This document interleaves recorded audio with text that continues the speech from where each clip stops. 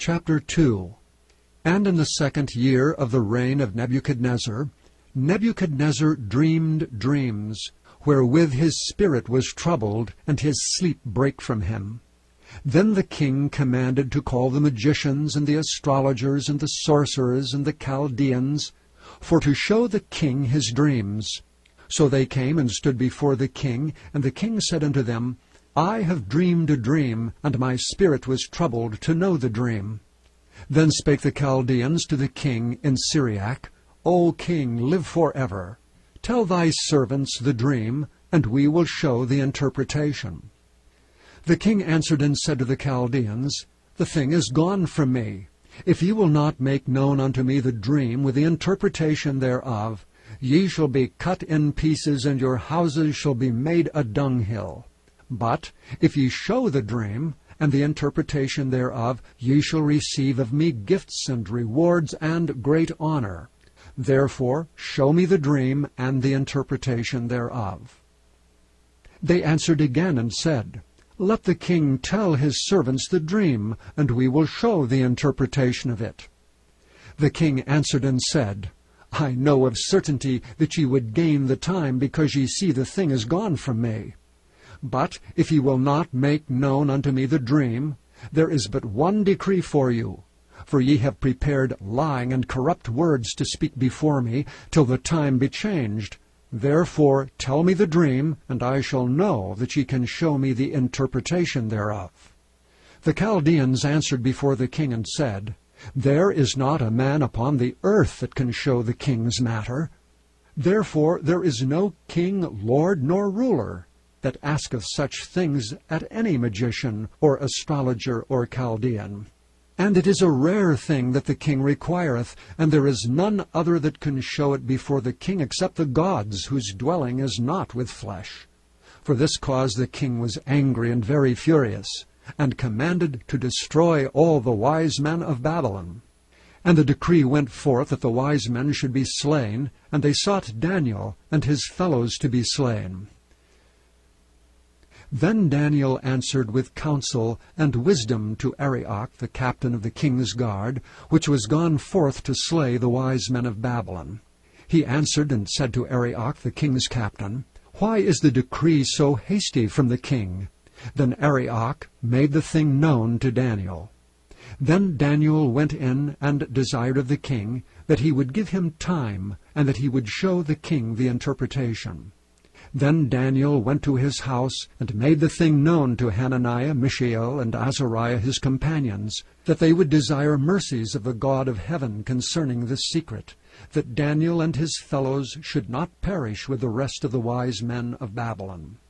Then was the secret revealed unto Daniel in a night vision. Then Daniel blessed the God of heaven. Daniel answered and said, Blessed be the name of God for ever and ever, for wisdom and might are his. And he changeth the times and the seasons. He removeth kings and setteth up kings. He giveth wisdom unto the wise, and knowledge to them that know understanding. He revealeth the deep and secret things. He knoweth what is in the darkness, and the light dwelleth with him. I thank thee and praise thee, O thou God of my fathers, who hast given me wisdom and might, and hast made known unto me now what we desired of thee. For thou hast now made known unto us the king's matter. Therefore Daniel went in unto Arioch, whom the king had ordained to destroy the wise men of Babylon. He went and said thus unto him, Destroy not the wise men of Babylon. Bring me in before the king, and I will show unto the king the interpretation. Then Arioch brought in Daniel before the king in haste, and said thus unto him, I have found a man of the captives of Judah, that will make known unto the king the interpretation. The king answered and said to Daniel, whose name was Belteshazzar, Art thou able to make known unto me the dream which I have seen, and the interpretation thereof? Daniel answered in the presence of the king and said, The secret which the king hath demanded cannot the wise men, the astrologers, the magicians, the soothsayers show unto the king. But there is a God in heaven that revealeth secrets, and maketh known to the king Nebuchadnezzar what shall be in the latter days? Thy dream and the visions of thy head upon thy bed are these. As for thee, O king, thy thoughts came into thy mind upon thy bed, what should come to pass hereafter. And he that revealeth secrets maketh known to thee what shall come to pass. But as for me, this secret is not revealed to me for any wisdom that I have more than any living, but for their sakes that shall make known the interpretation to the king, and that thou mightest know the thoughts of thy heart. Thou, O king, sawest, and behold, a great image. This great image, whose brightness was excellent, stood before thee, and the form thereof was terrible.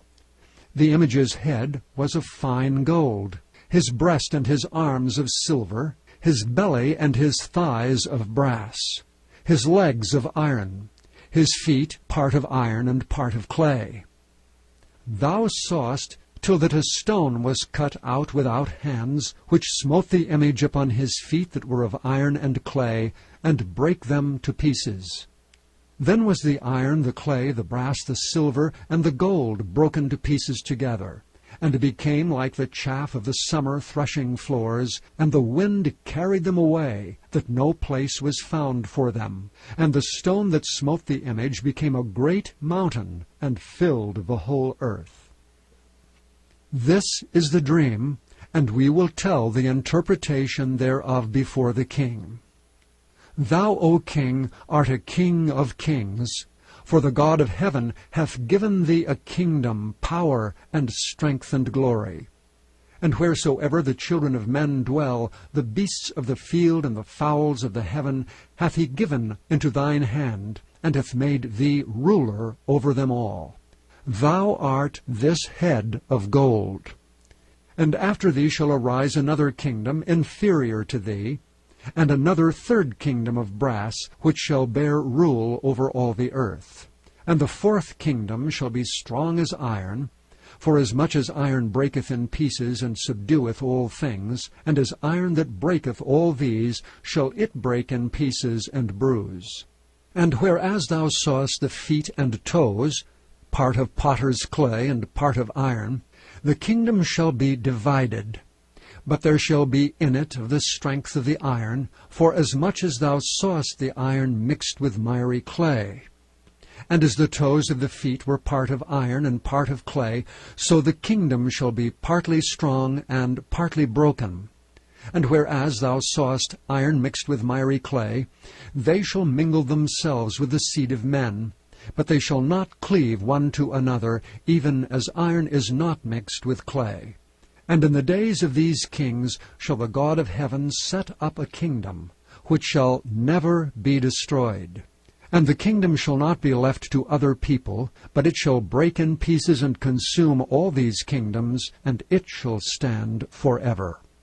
Forasmuch as thou sawest that the stone was cut out of the mountain without hands, and that it brake in pieces the iron, the brass, the clay, the silver, and the gold, the great God hath made known to the king what shall come to pass hereafter, and the dream is certain, and the interpretation thereof sure. Then the king Nebuchadnezzar fell upon his face and worshipped Daniel, and commanded that they should offer an oblation and sweet odors unto him. The king answered unto Daniel and said, Of a truth it is that your God is a God of gods, and a Lord of kings, and a revealer of secrets, seeing thou couldest reveal this secret. Then the king made Daniel a great man, and gave him many great gifts, and made him ruler over the whole province of Babylon, and chief of the governors over all the wise men of Babylon. Then Daniel requested of the king, and he set Shadrach, Meshach, and Abednego over the affairs of the province of Babylon. But Daniel sat in the gate of the king.